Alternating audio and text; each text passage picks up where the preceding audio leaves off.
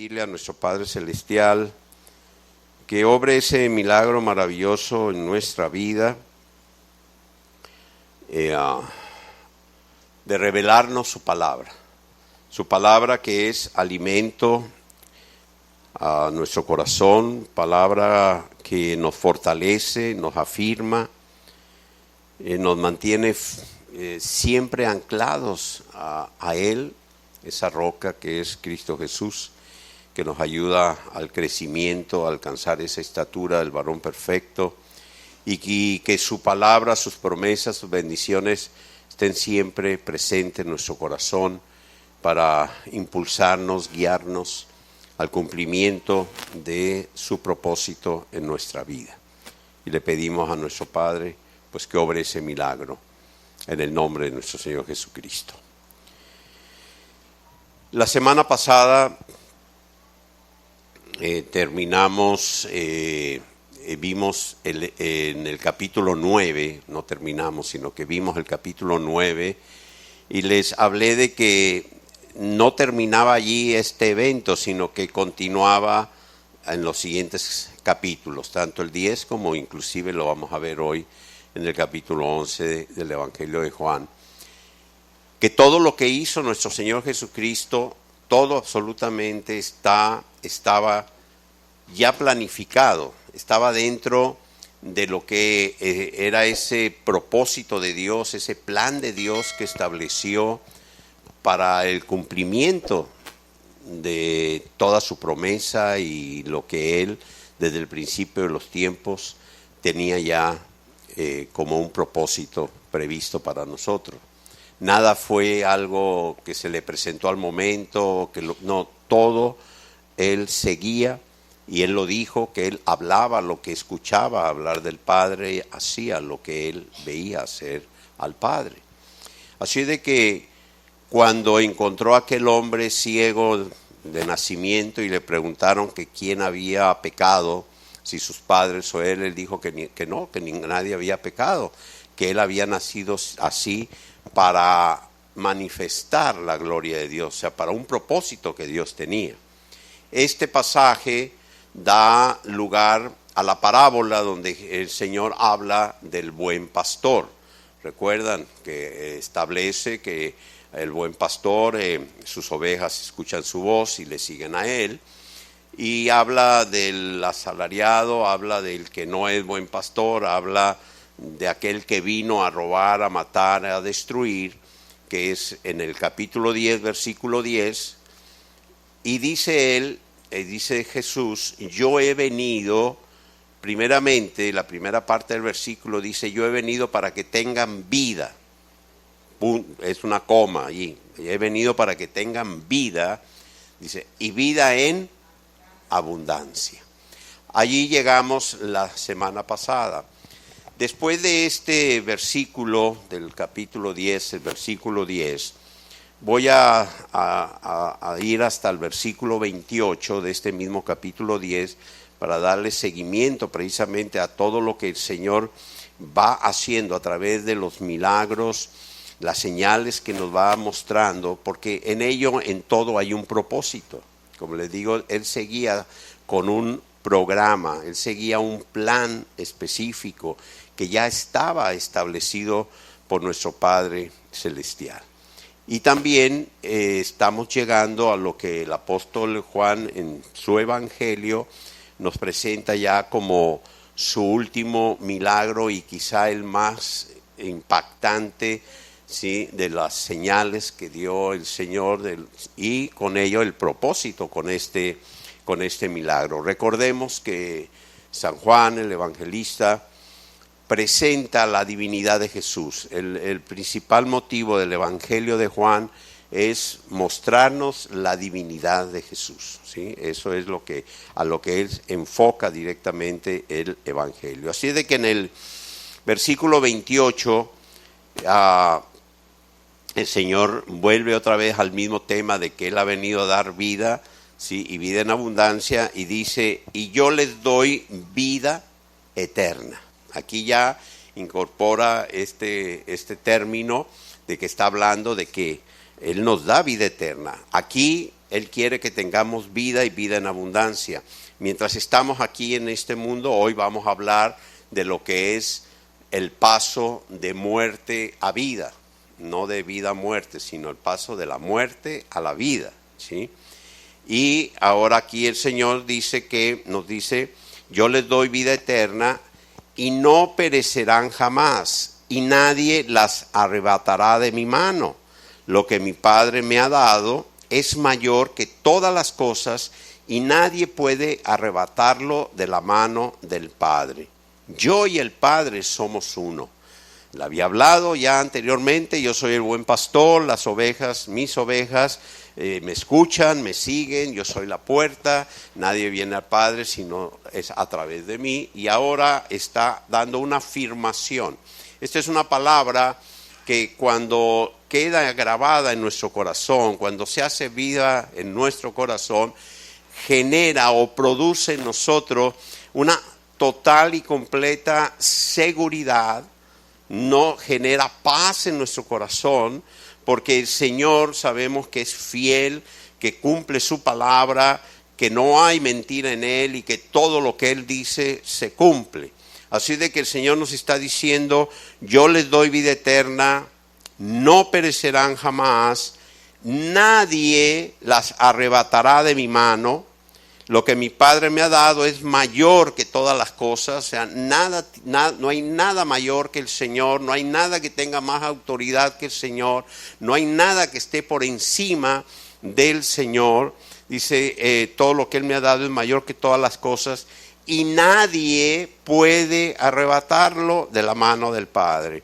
Yo y el Padre somos uno. Así de que lo primero es esta declaración que hace el Señor, que les digo, cuando esto se hace vivo en nuestro corazón, nos da plena y total seguridad. Estamos en las manos del Señor y nada ni nadie nos puede arrebatar de Él. Esto es plena y total seguridad. Esto es paz para nosotros. Hay personas que quizá en determinado momento viven con temor y con angustia y andan inclusive hasta pensando que el diablo, y andan peleándose con el diablo, que porque el diablo no puede hacerte nada mientras estés en las manos del Señor. Termina de entenderlo. Digo, perdón, ustedes ya lo entendieron, pero aquellos que no lo entienden. El Señor dice, yo soy el pastor. En esta parábola del inicio del capítulo 10, yo soy el buen pastor. Yo soy el que doy mi vida por las ovejas. Y ustedes, mis ovejas, me oyen, me escuchan y me siguen a mí. El Padre me las dio y yo les doy vida eterna, no perecerán jamás. Y nadie, ¿quién es el ladrón que viene a robar, matar y destruir? Satanás. Jesús dice, nadie me las podrá quitar de la mano, nadie podrá robarlas, nadie podrá destruirlas. El Padre me las dio y no hay nada mayor, no hay nadie por encima que pueda hacer que me las arrebaten de la mano. Entonces, ¿cómo no vamos a vivir con esa seguridad en nuestro corazón? Hemos hablado de la santificación progresiva, de la transformación, del cambio, de la madurez, etcétera, sí.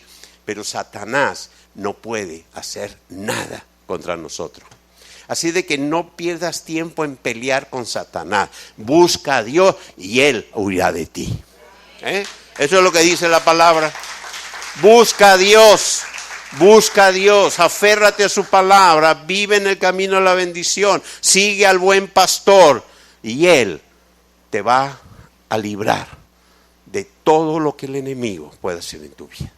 Eso es lo que dice el Señor, ¿sí? Ahora bien, cuando Jesús, fíjense, yo quiero que sigamos paso a paso todos estos acontecimientos, ¿sí?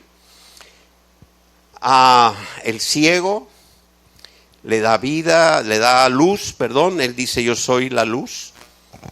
Luego viene la declaración del buen pastor, en el mismo contexto. Viene esta declaración que inicia el último proceso en la vida del Señor cuando Él dice, yo y mi Padre, está hablando del Padre Celestial, somos uno. En ese momento los fariseos, los judíos que estaban allí escuchándolo, dijeron, esto es lo que necesitábamos. Ha blasfemado contra el Padre. Inmediatamente se levantan contra el Señor un complot para apedrearlo. Apedrearlo en este caso es darle muerte. El que era apedreado, sí, por lo general moría. Un golpe, una piedra en la cabeza era suficiente. Con una sola, bien dada, te podía mandar para el otro lado. Y ellos pretendían matar a Jesús, porque acababa de hacer una declaración que para ellos era una blasfemia. Estaba diciendo en ese momento el Señor que yo y el Padre somos uno. Y eso, ¿sí? Pero estaba establecido que Jesús no muriese de esa forma. Ya en el plan de Dios había establecido que Jesús iba a morir en una cruz. Ya Isaías lo había profetizado a través de Isaías y muchos pasajes anteriormente el Padre hizo saber que Jesús moriría en una cruz. Así de que el Señor, que sabía esto, pues se retira, ¿sí? Se retira en este momento. Bien, todo esto viene ocurriendo y el apóstol San Juan lo está narrando ya en el capítulo 10 del Evangelio y entramos al capítulo 11. Pero quiero que vean cómo todo ocurre en las mismas circunstancias, en el mismo tiempo. O sea, es un evento que viene unido, no son diferentes. Todo sucedió seguido, ¿sí? Es el mismo tiempo, vamos a decirlo así. En el capítulo 11 del Evangelio de Juan, empieza hablando que había un hombre, cierto hombre que estaba enfermo. Se está refiriendo a Lázaro, ¿recuerdan? Hermano de Marta y María, aquellos amigos de Jesús, aquellos que él amaba, pasaba mucho tiempo con ellos, compartía la palabra con ellos, le conocían, etcétera, etcétera. Y resulta que Lázaro enfermó y entonces Marta y María enviaron a decirle al Señor, le avisaron a Jesús que Lázaro estaba enfermo. Y cuando el Señor escuchó estas palabras, dijo, esta enfermedad no es para muerte, sino para la gloria de Dios, para que el Hijo de Dios sea glorificado por ella. ¿Recuerdan lo que dijo del ciego en nacimiento? ¿Quién pecó, el padre o él? Y él dijo, no, él nació para la gloria de Dios. Y aquí nuevamente vuelve a unir este mismo evento de lo que es la enfermedad de Lázaro y dice, esta enfermedad no es para muerte, sino para la gloria de Dios, para que el Hijo de Dios sea glorificado por ella.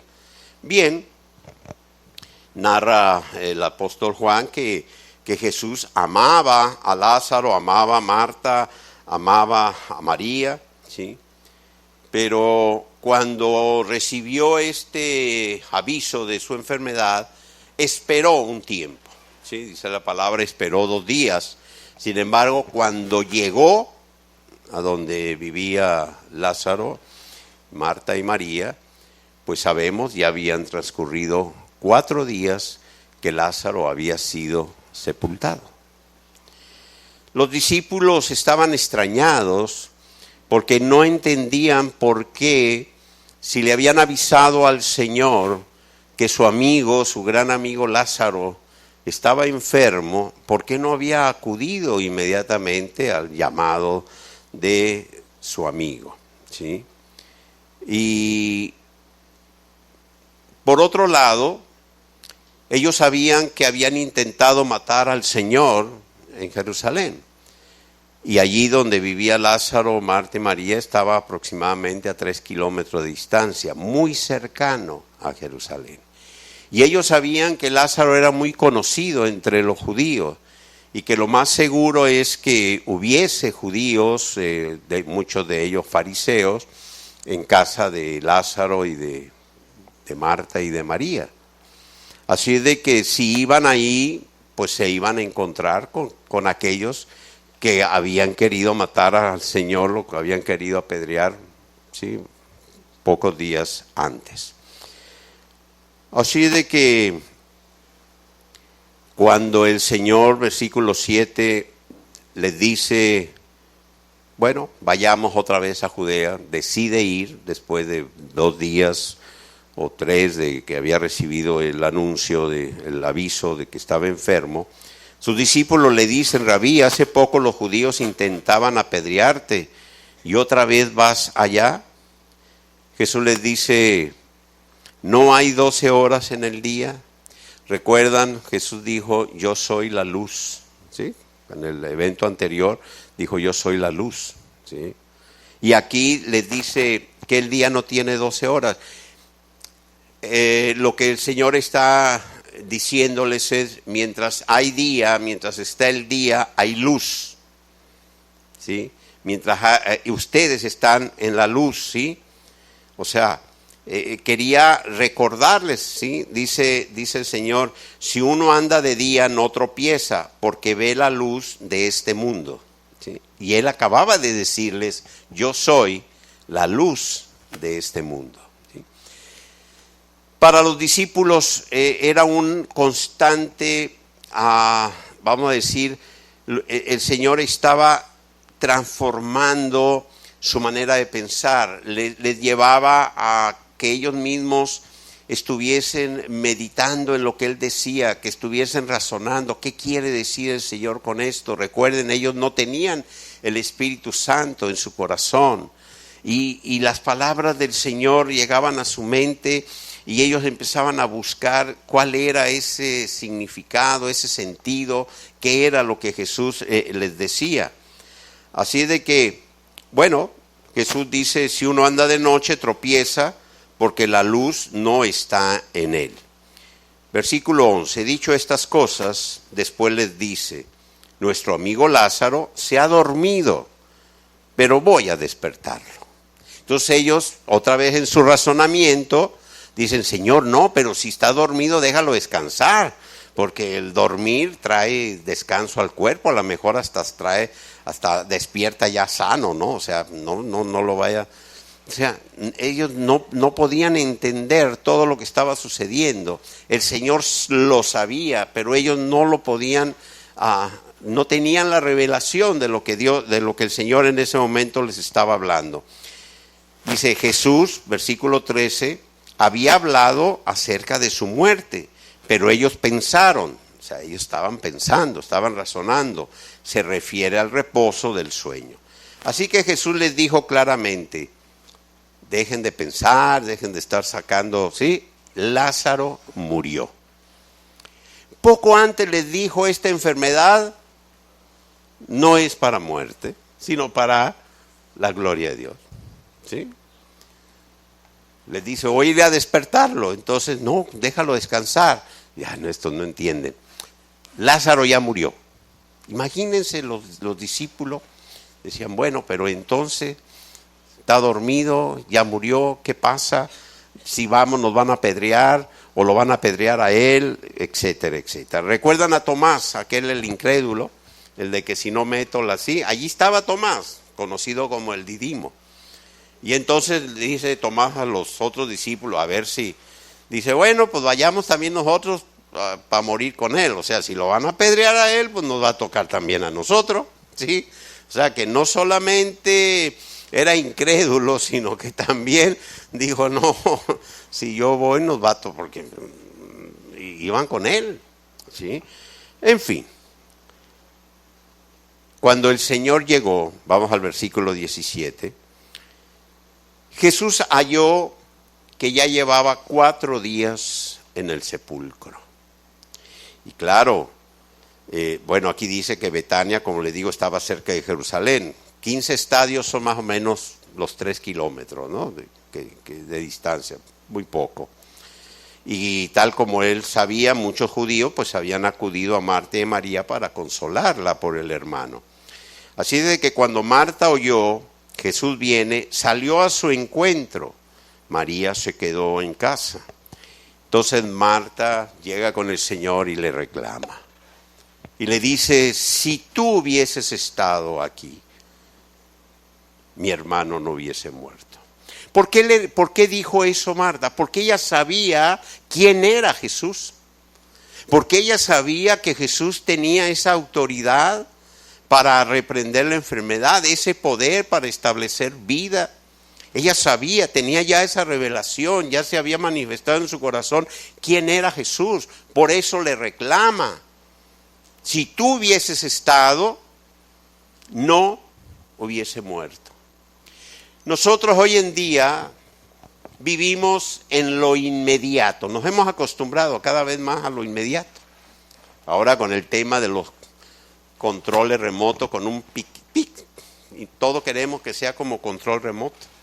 Ahora ya traemos el teléfono celular, bueno, yo no, yo lo dejo, pero muchos lo traen, duermen con él. Antes uno tenía que ir a donde estaba el teléfono a hablar, y si no tenías teléfono tenías que salir a la calle a echarle sí, tardaba, todo, había tiempo, yo viví muy a gusto mientras no tuve el teléfono celular.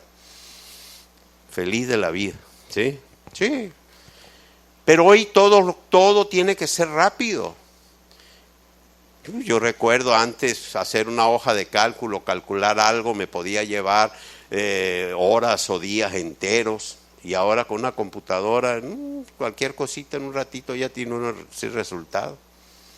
Cuando empezaron las computadoras uno las prendía y esperaba 45 segundos, un minuto a que prendiera, y uno decía, wow, sí. Hoy si tarda 5 segundos, ya no sirve, esta está re vieja, tarda mucho, queremos que al momento prenda, ¿verdad que sí? Todo es inmediato. Venimos a la oración a las 8 de la mañana y a las 8:30 ya le estamos reclamando al Señor porque todavía no hace el milagro. Señor, si ya te pedí, tú todavía no te manifestas. Todo lo queremos al momento, pero sabes, Dios es eterno.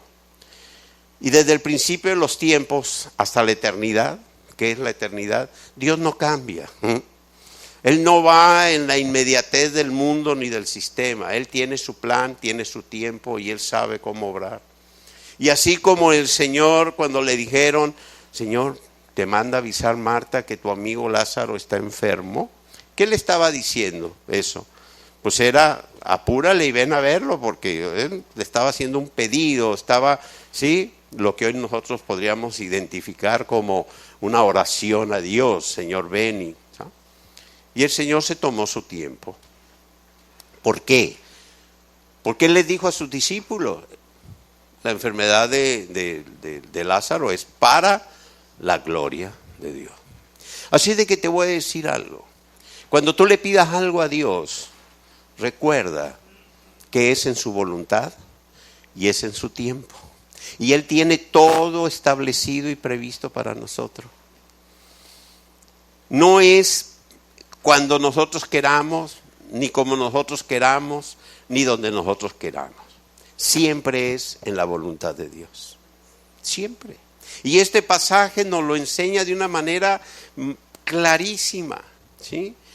El Señor fue cuando sabía que tenía que ir.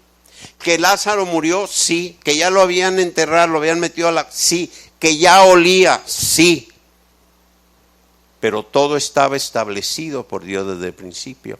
La palabra dice que desde el principio de los tiempos Él estableció las obras en las cuales nosotros íbamos a caminar. Así de que ya está en las manos de Dios todo en los tiempos que Él los tiene determinados. Así de que bueno, después de que Marta le reclama al Señor esto, le dice al Señor, yo sé que a una hora todo lo que pidas a Dios, Dios te lo dará. Y el Señor le dice, Marta, tu hermano resucitará. Y ella dice, sí, yo sé que va a resucitar. Yo sé que en el tiempo postrero va a resucitar. Estaba hablando porque ella sabía, había recibido esta enseñanza de que resucitaríamos al final. El Señor le dice, versículo 25. Una declaración que debe quedar hoy en nuestro corazón. Yo soy la resurrección y la vida. El que cree en mí, aunque muera, vivirá. Y todo el que vive y cree en mí, de ningún modo morirá eternamente. ¿Crees esto?, le dijo Marta.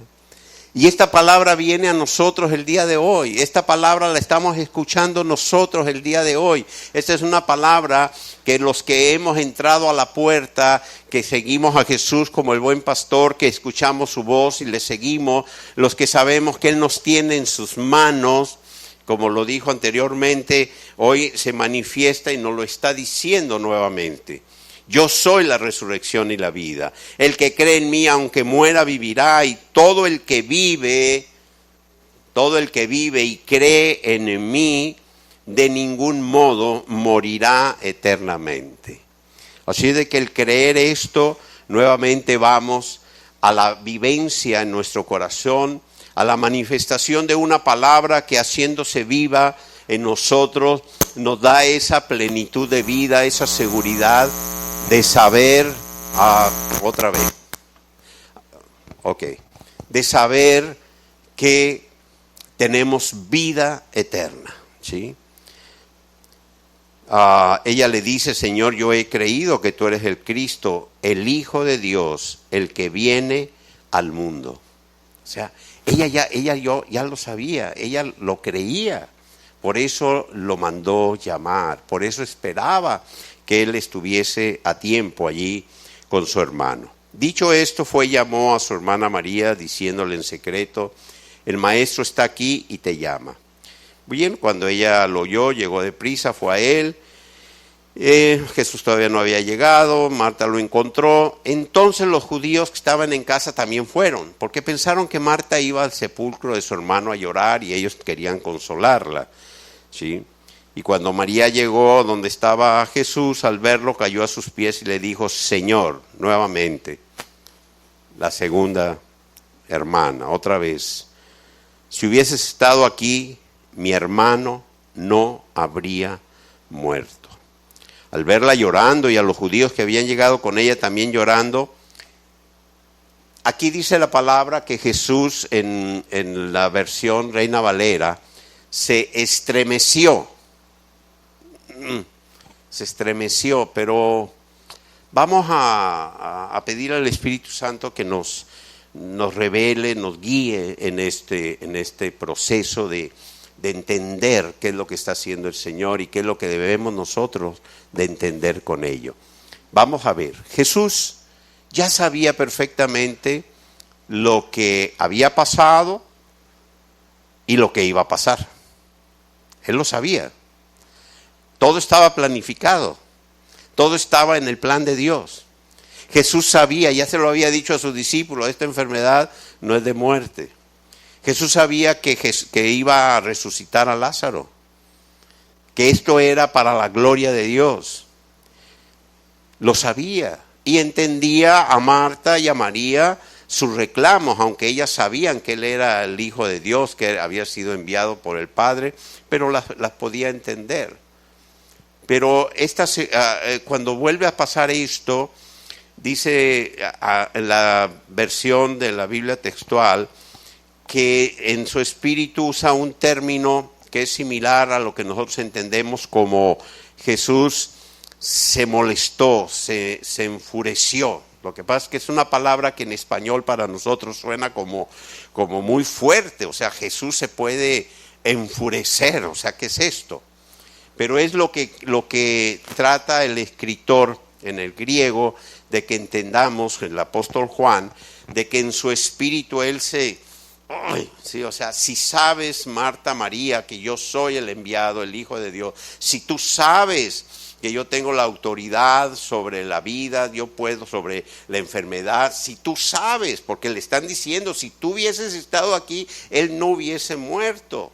Si ustedes lo saben, entonces ¿por qué ahora están como están, llorando, ¿por qué me reclaman? Eso es lo que este pasaje nos muestra, ¿sí? Dice en el espíritu, y se turbó en sí mismo y dijo, ¿dónde lo habéis puesto? Le dicen, Señor, ven y ve. Y cuando Jesús llegó allí, este es el versículo más corto que encontramos en la palabra, Jesús lloró. Muchos dicen que lloró porque su amigo había muerto, porque lo quería mucho, porque lo amaba. No, él sabía que iba a vivir, él sabía que lo iba sí, que lo iba a resucitar. ¿Por qué lloró? ¿Por qué lloró Jesús? ¿Por qué se le salieron las lágrimas al estar frente a la tumba de Lázaro? Lo hizo porque Marta y María, que habían recibido la revelación de que Él era el Hijo de Dios, que había sido enviado por el Padre, que tenía esa autoridad sobre la enfermedad, sobre la vida, que creían en Él, ¿sí?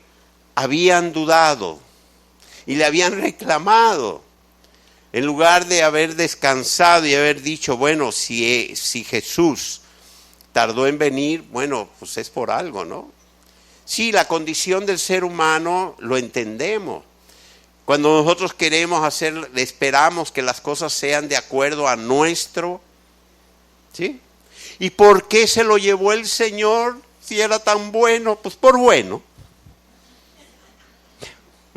Pues sí, le andamos preguntando, ¿no? Fíjate que partió con el Señor tal... Ay, pero ¿por qué se lo llevó el Señor? Era tan bueno. O esto o lo otro. Sí, y cuestionamos a Dios, cuestionamos al Señor. ¿Y por qué hizo Dios esto? ¿Y por qué permitió Dios esto? ¿Y por qué si yo le pedí a Dios esto no me lo concedió? ¿Y por qué si yo le pedí al Señor esto? ¿Y por qué? Y puro por qué, y por qué. Marta, ¿por qué no llegaste antes? Llega María, ¿y por qué no llegaste antes? Bueno, entonces Jesús llega a la tumba y dice, ay, Jesús lloró. Y en ese momento, ¿sí? A ver, no lo dice la palabra, pero estamos claros en que Jesús sabía que Lázaro venía a la vida. ¿Lo iba a resucitar? Y él había dicho desde un principio que su enfermedad era una enfermedad para manifestar la gloria de Dios, con un propósito para él.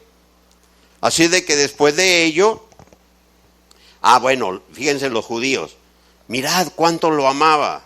Ellos ni se imaginaban lo que iba a suceder, claro. ¿Sí? Pero algunos de ellos dijeron, versículo 37, no podía fíjense bien cómo es el mismo evento desde el capítulo 9, no podía que restauró los ojos al ciego, hacer también que no muriera.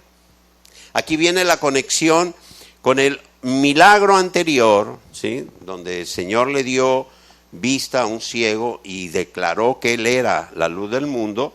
Con esto que iba a hacer el Señor, todavía no lo hacía. Jesús entonces, otra vez enfurecido en sí mismo, se acerca al sepulcro. Era una cueva y una piedra estaba puesta sobre ella. Jesús dice, quitad la piedra. Le dice Marta, la hermana del que había muerto, Señor, ya huele, ya hiede, ¿sí? Dice, es de 4 días que está allí. Jesús le dice, no te dije que si crees verás la gloria de Dios. Recibe esa palabra tú. Escucha al Señor en este momento en tu corazón. Escucha al Señor en lo más profundo de ti que te dice, no te dije que si crees en mí verás la gloria de Dios. Eso está el Señor diciéndonos a nosotros. Muchas veces no lo entendemos. Muchas veces o casi siempre nos vamos como Marta, como María, como los judíos, ¿sí? En nuestra propia manera de pensar, nuestro propio razonamiento, y se nos olvida que Jesús dijo, Si tú crees en mí, verás la gloria de Dios. Y ver la gloria de Dios no es solamente cuando seamos llamados por Él. Aquí en esta vida, día a día, vemos la gloria de Dios. Muchas veces ni siquiera sabemos lo que Dios está haciendo por nosotros. Muchas otras veces vemos su gloria, vemos los señales, vemos los milagros que hace, ¿verdad, Angélica? Vemos su gloria. Vemos su gloria.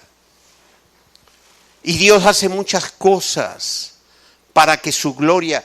Ayer, ¿quién vino a la oración ayer? Ok. ¿Recuerdan que oramos por Angélica? Que estaba en el hospital, que tenía un evento fuerte, que estuvimos orando. Mira, ponte de pie. Ponte de pie, miren. Que la iban a hospitalizar, que no había sangre, que no sé qué, que no se le paraba, que bueno, una serie de cosas tremendas. ¿Sí? Y yo le digo, hija, tu ministerio está allá. ¿Cuántos han cuestionado a Angélica? ¿Cuántos? Bueno, algún pecadote debe tener por ahí oculto, porque si no ya hace 13 años que el Señor lo hubiese sanado. ¿Cuántos han cuestionado la voluntad del Padre sobre una de sus hijas? Si alguien pregunta, ¿y por qué Angélica está así? Porque la gloria de Dios se manifiesta a través de su vida. Por eso, porque a Dios le place. Sí, vemos la gloria de Dios a través de muchas manifestaciones. Y tenemos que estar claros. Muchas veces nos pasan cosas. ¿Cuántas veces vas en el carro? A mí, y ahora, y eso que tengo el mejor mecánico de todos aquí, sí, de la iglesia, pero ¿cuántas veces voy en el carro y de repente se para el carro? Yo ya ni digo nada. ¿Por qué? Porque no sabemos. No sabemos, a veces Dios hace que tu carro se pare porque te está librando de que en ese momento no pases por tal lugar, por lo que sea. Y lo sabemos. Muchos conocen el testimonio. Un miércoles en la noche sale mi esposa, yo tenía un asunto, me quedo aquí, tenía que llegar a una panadería a comprar pan para ir a casa, 9 de la noche, se sube al carro, prende el carro, prendió motor, pone primera, lo mete y le acelera y el carro decide no avanzar. Y no tenía freno en mano, no tenía una piedra delante, nada, todo estaba bien. Y ella le aceleraba y el carro no se movía. Y no se movía ni para atrás ni para adelante. Y duró allí un rato peleando con el carro hasta que dijo, bueno, de repente vuelve a darle y el carro ahora sí quiso. Llegó a la panadería. Y cuando iba entrando a la panadería iban saliendo unos ladrones con pistola en mano que acababan de robar, amenazando a todos los que estaban dentro de la panadería y les habían robado. Mi esposa entrando y los ladrones saliendo. Si no le pasa lo que le pasa, le toca adentro. Y no fue el Señor para evitarle el susto se quita con un tecito. Ya. No fue para evitarle el susto, fue para que supiésemos que la gloria de Dios se manifiesta aún en cosas que nosotros ni idea tenemos. Para eso fue, ¿sí? Pero qué diferencia hay cuando tú lo reconoces y dices gloria a Dios por lo que me pasó, a cuando dices, no, bueno, qué suerte tengo. ¿Sabes qué? Yo no tengo suerte. Yo lo que veo es la gloria de Dios sobre mi vida. Eso es lo que yo veo. Bueno, pues Jesús le dijo a Lázaro, Lázaro, levántate. Y Lázaro se levantó. Y Lázaro salió. Y vino de muerte a vida. Como un día estábamos nosotros. Estábamos muertos y los muertos huelen feo. Y así olíamos nosotros. Estábamos muertos en nuestro pecado, muertos en nuestro delito, y escuchamos una voz, la voz de Jesús. Él tocamos a nuestro corazón, hablando a nuestro corazón, y Él nos trajo de muerte a vida.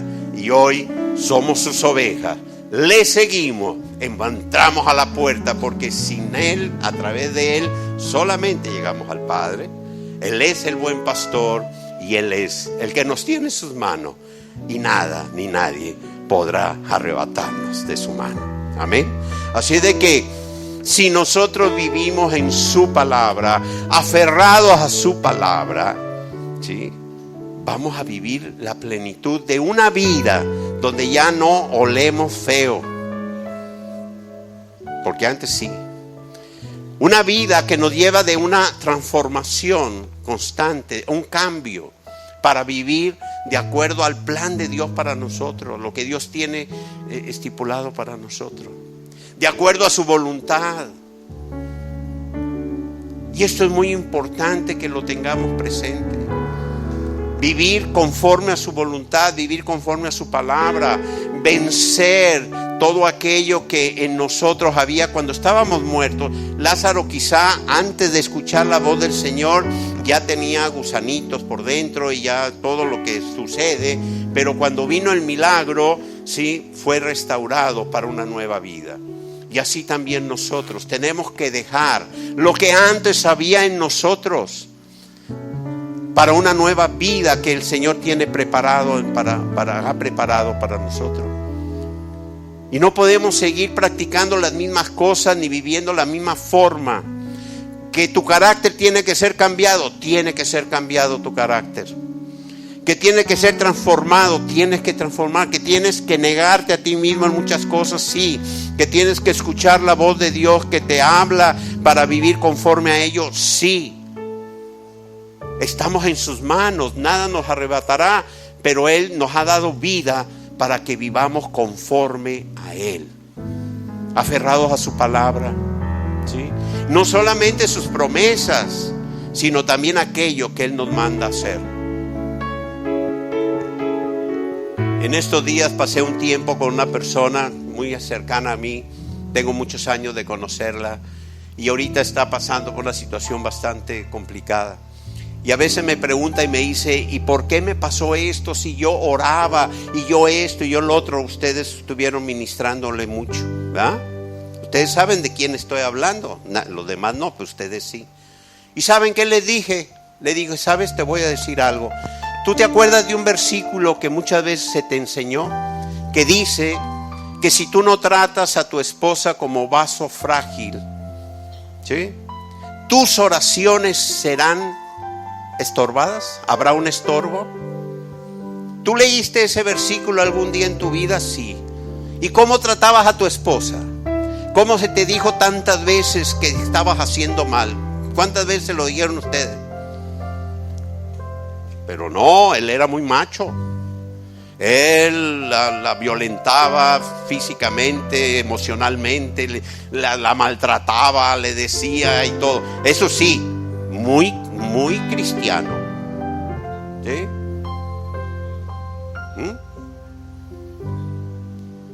Y hoy se pregunta, ¿por qué me ha ido tan mal si yo oraba mucho? Pues te ha ido tan mal porque no obedeciste a la palabra de Dios. Sí. Entonces, no solamente veamos las promesas, sí, estamos en las manos del Señor, Él nos ha dado vida, nos da vida en Él, eso es maravilloso, pero no se trata de un mensaje motivador para que salgamos, ¡ay, gloria a Dios! No, es un mensaje integral, ¿sí? O sea, Dios todo lo hizo con un propósito para llevarnos a esa plenitud. Amén.